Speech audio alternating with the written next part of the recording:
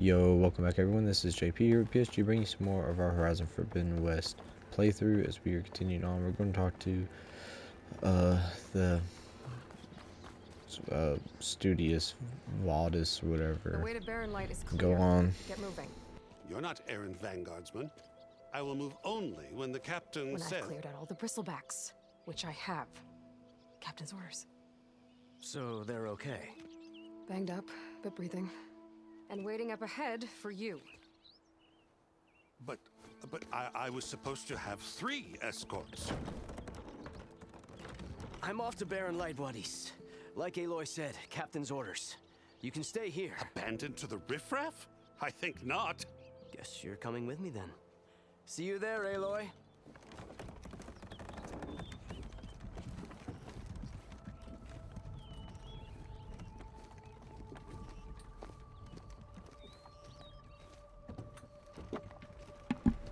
Let's just take a moment to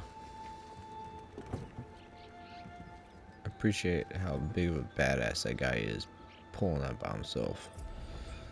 Alright. Well, now that that's done, Passage to the embassy. the embassy can finally get 2 underway. more skill points. Let's freaking If go. I can get through it, I'll be able to track down Silence. Alright, skills. Now let's do the hunter. We have 3 total. Boom. Boom. And boom.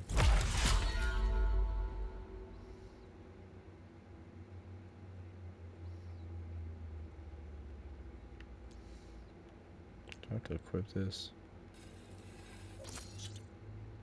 Wait, does that mean that's what I have now? Maybe. Oh, so I can switch these anytime, so... What is this one again? That's not the one I have.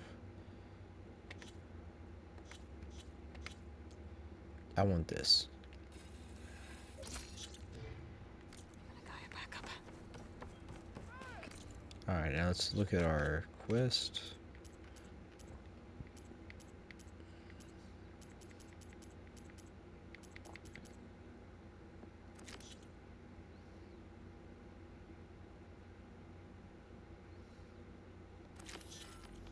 So I could head straight for Barren Light. Or poke around the Daunt some more first. And maybe take Petra up on that drink. Oh, we have some new quests too, so...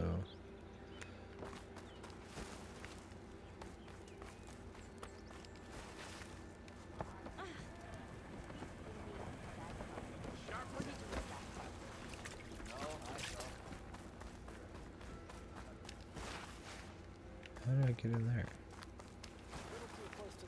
I guess it's attached.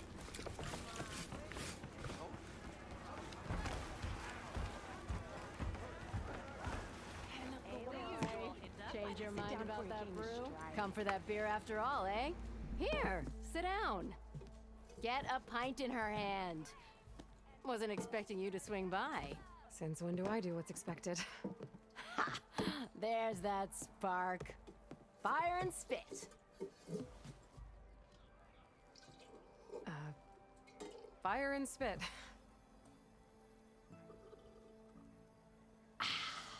That's a blast from the bellows.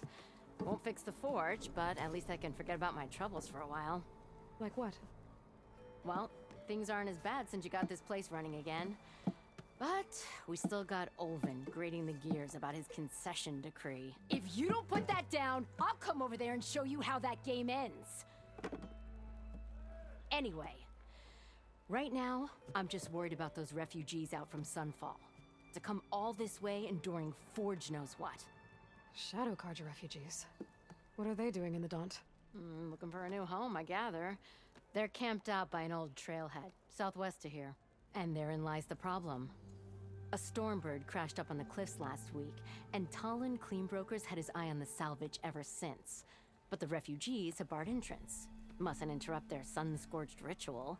Something about finding a twilight path. Huh. I never heard them talk about that before.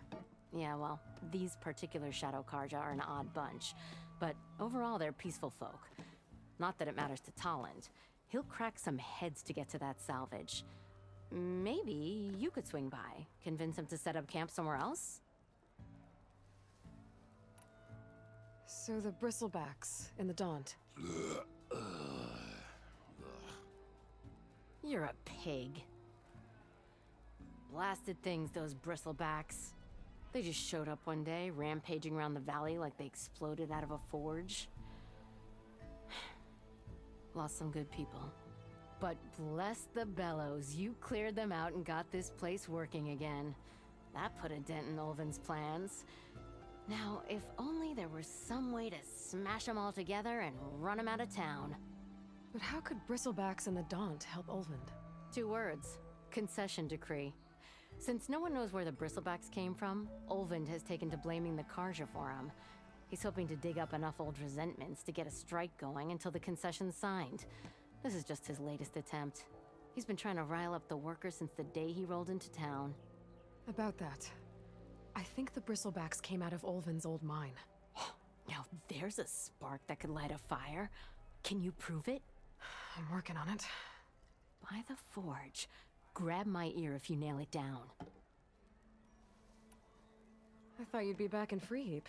Well, after the big battle at Meridian, I went back. But realized it was running smooth. Didn't need me. Heard about the rebuilding out at Barren Light. Figured they could use another hammer. Been scraping by ever since. You could always leave. And go back east? Nah. I ain't one to leave a lit forge. Besides, someone's gotta be a squeaky wheel for the workers around here. What else can you tell me about the Shadow Karja refugees? Well, they don't call themselves Shadow Karja for one. At least, not anymore. They're some other brand of sun-crazed. But whatever side of the sun they're on, they're peaceful through and through.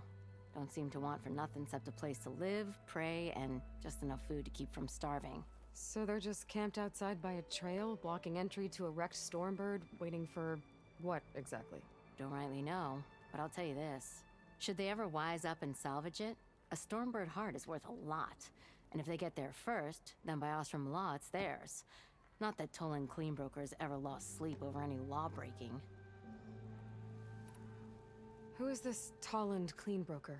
Just some chuff-huffing pondsman. Got a shop here in town. Lived in ChainScrape since there was a ChainScrape. He and Ulvund go back a ways. Like a pair of coals and a campfire, those two. So Tolland works for Ulvund? Ha! Ulvund might think so, but Tolland scrapes up his own scams. And he ain't the type to let a few refugees get between him and Stormbird salvage. So about Ulvund. Around here, everything's about Ulvund. How'd he end up in charge?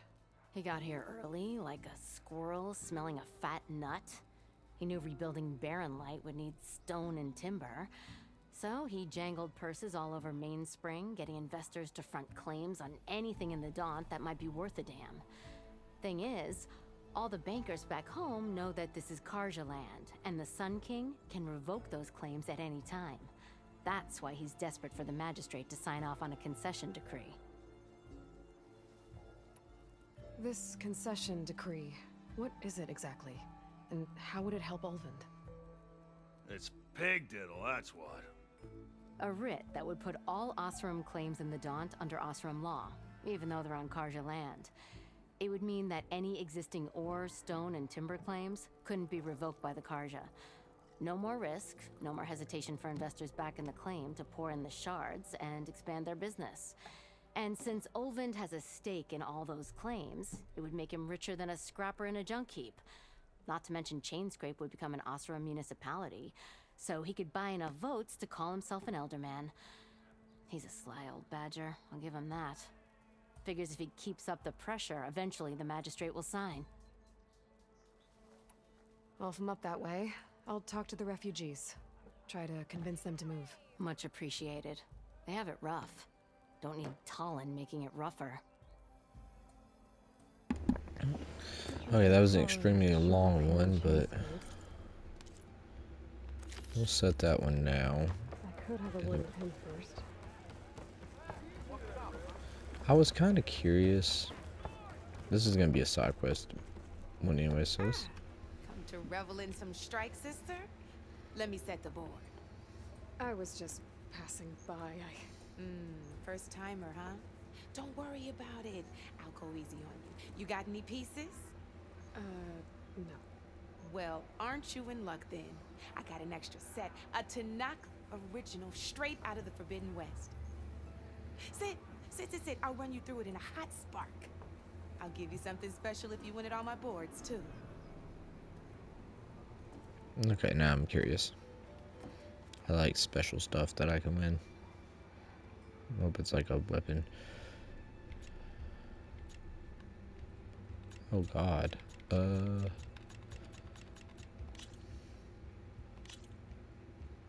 Yeah, we'll just do the beginner set. Let's start off simple. The Tanakh like to say that Machine Strike is a game of pure strategy. We each get a set of pieces.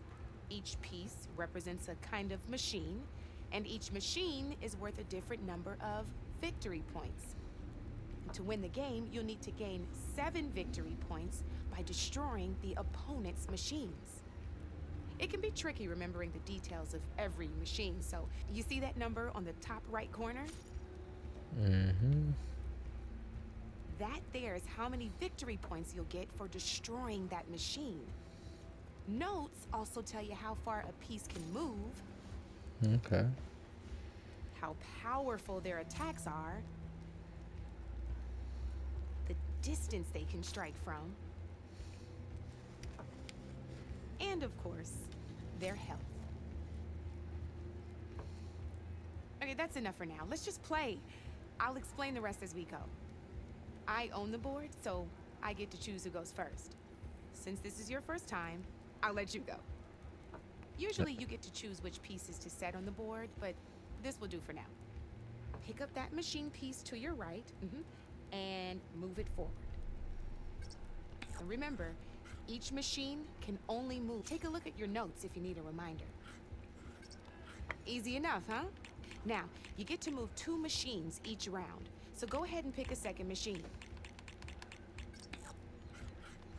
Perfect. There's not much else to do for now, so just end your turn. We're forging onwards.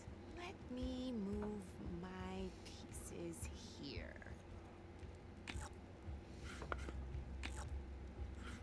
And we're back to you. This time, why don't you try attacking one of my pieces? Try with that machine on your right first. Now move the piece close. When performing an attack, you'll be testing your machine's combat power against the opponent's.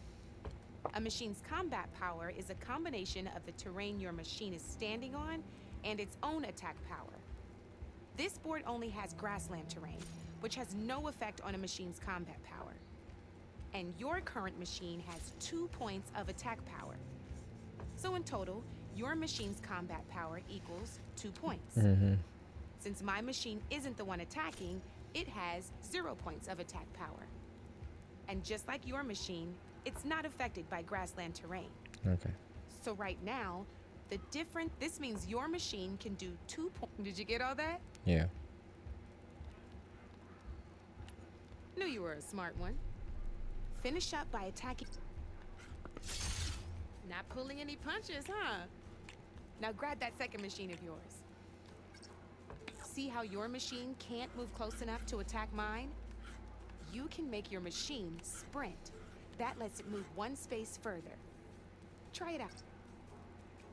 Downside to sprinting is that your machine can no longer attack.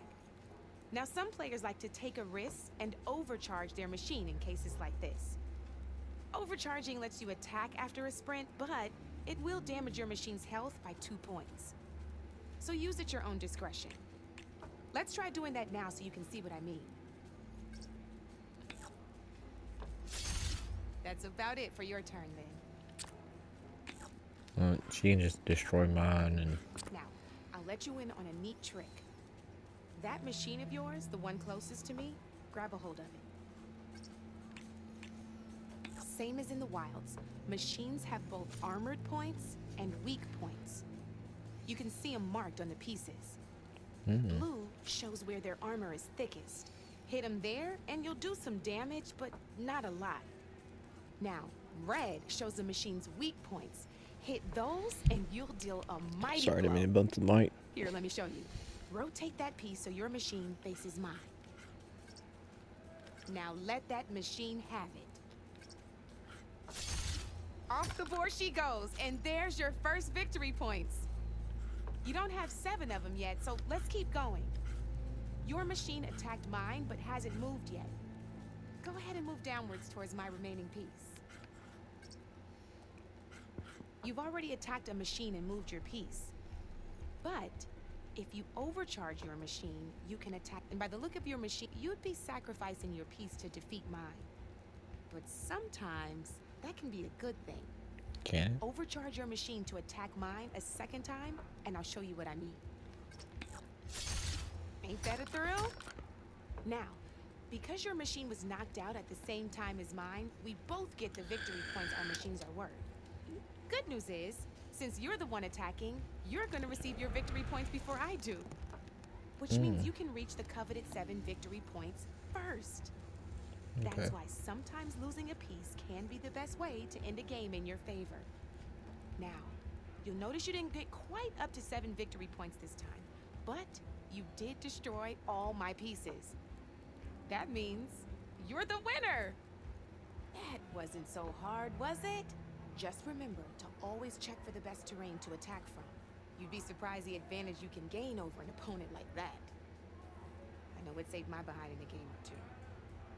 I'll try and remember that.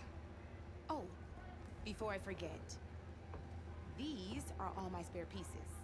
I want the Savior of Meridian to have them. Okay. It's a small set to be sure, but it should be enough to get you in on any strike games you find out there.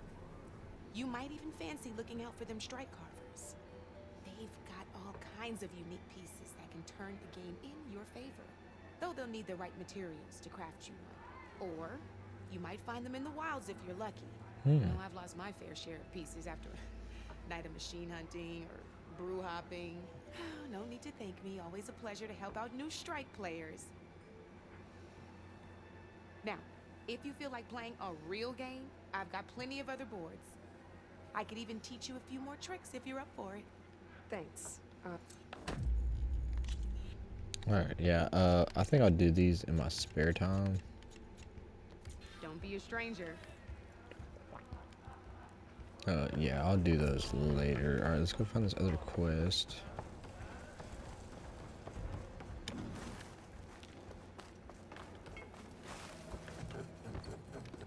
I'm sorry, I'll be right with you. Okay, I'm not saying it's a bad idea. I'm saying it's overkill. It's a weapon! Kill is the point. Not if it blows the user's arm off. Oh, yeah. Just stop talking.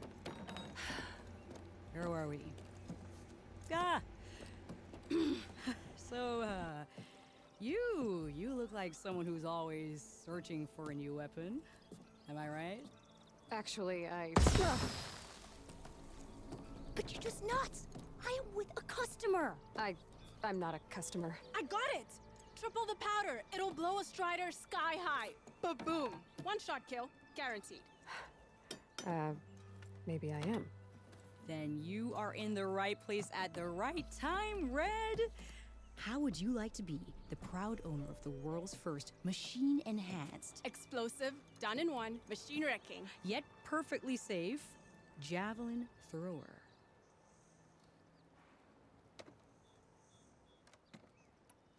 Are you two from around here? Nah, the claim. Dad sent us out west in search of some unknown opportunity. Said we'll know it when we see it. Sounds like you had other ideas. Let's just say that opening another trading post for my parents isn't how I want to make my mark in this world. I imagine traveling alone must be nice.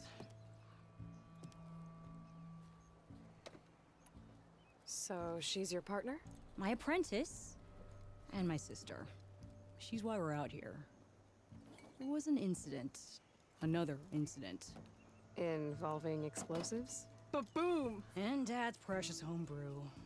He shipped us out the next day. Huh. Tell me more about this weapon of yours. Saw a scroll when I was a kid by some Karja scholar who wandered out west. Had a scary drawing of a Tenakth warrior hunting with a kind of javelin thrower. Effective? Yes. Basic? Undoubtedly. But coming out here made me remember it, and I'm on the brink of vastly improving the tool's archaic design. Whereas I will perfect it. I can use machine parts to enhance the user's throw, increase the projectile's velocity. Well, Boomer here is adamant that enhancing the projectile is better, namely with explosive tips. Boomsticks. Why not both? That could work. There's one small snag. I need the parts to make the first working model. Well, for starters, I'll need charger horns. Intact. Yeah, that. Just be sure to shoot them off before the machine goes down. Otherwise, they break.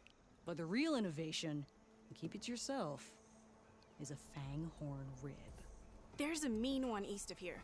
Blow it sky high. Boomer! You get him for me. It's yours. My treat. You have a deal. I am always down to hunt stuff. Where's that? Talk to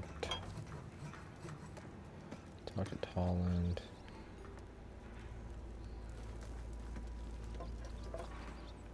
Where's Tolland? Let me go talk to this guy. This seems close-ish.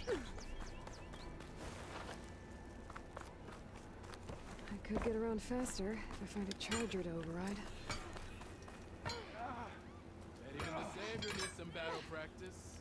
Let's see what this is. You wanted to speak to me? Well, you know better than anyone it's a dangerous world out there, and not just against machines. Name's Oder. This here's my training pit. Best place to practice close combat this side of the Forbidden West. Say, I wonder who'd win in a fight. You, the savior of Meridian, champion of the East, or the Enduring, master of the West. Who?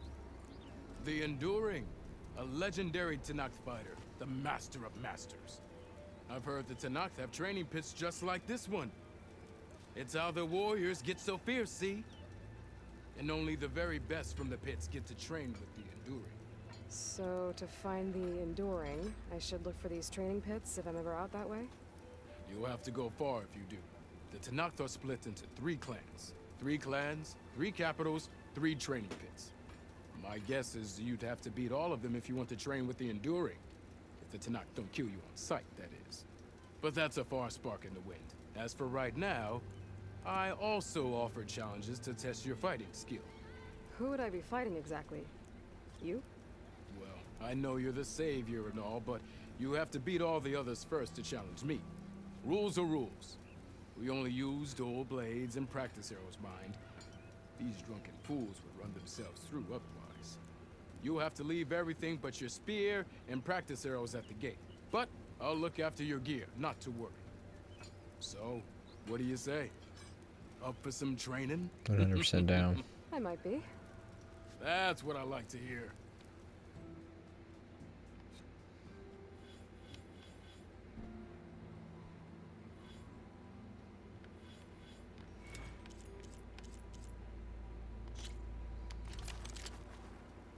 Well, this will be easy.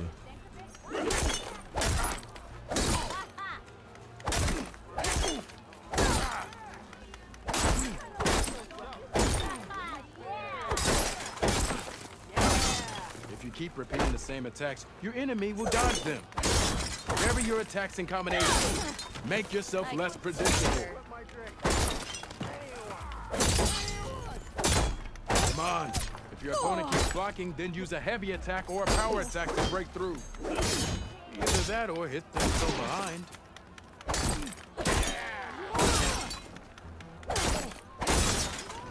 Close attention to your opponent's stance. Read their intentions. Choose your attacks to break their defense. Okay. I mean, I knew that was going to be easy enough. Time of the minute, your time of the minute, 41 seconds. Nice. Or 41 seconds, my bad. Resonator, defeat your opponent's resonator, bless this technique permanently. Time limit minute 20, okay.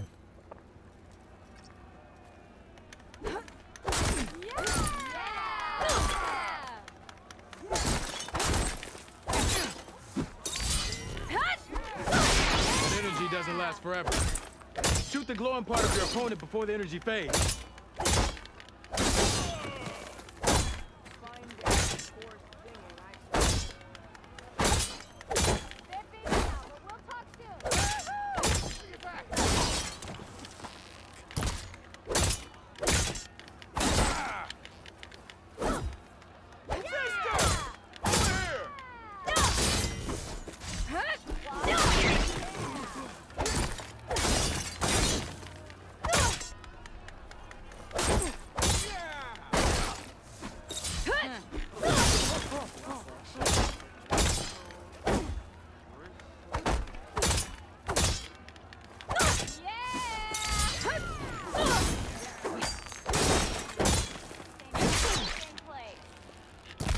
can give you the edge in battle. Oh, Keep okay, energizing it, and then your enemies. Triggering those energy blasts should help you vanquish your opponents. Gotcha. Oh, okay, I wasn't understanding that I had to shoot no matter what. Alright, now we get to Pitmaster.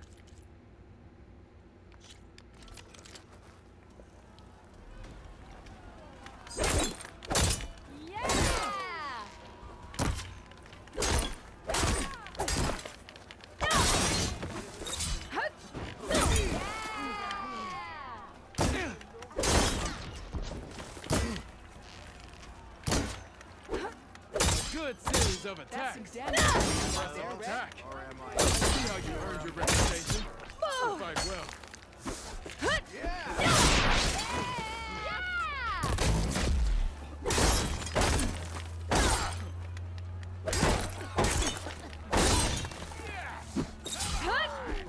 Yield. I yield. Hell yeah. Easy enough. Well fought, friend. Well fought. Are you okay? Yeah. Ooh. Serves me right for thinking I could go up against the savior of Meridian. Here, have this. A little something for the new champion. Thank you, Hodurk. Don't be a stranger now. Come back whenever you'd like to spar again. What'd I get? I don't really show you, or is it gonna tell me at least? Oh, a pristine skull. Oh, we did it in 39 seconds. Nice. See you later, Hodurk. Farewell then. Yo guys, I'm gonna actually call the video right here. I ended up doing like a whole hour, didn't realize it, so I'm splitting the video in two, and so this is just the first part of that. So if you don't mind, if you enjoyed this video, smash that like button, as every like helps. If you're new to the channel, hit subscribe and trigger that bell icon so you can stay up to date on every video upload. Until next time guys, this is JP with PSG saying peace out and have a wonderful day.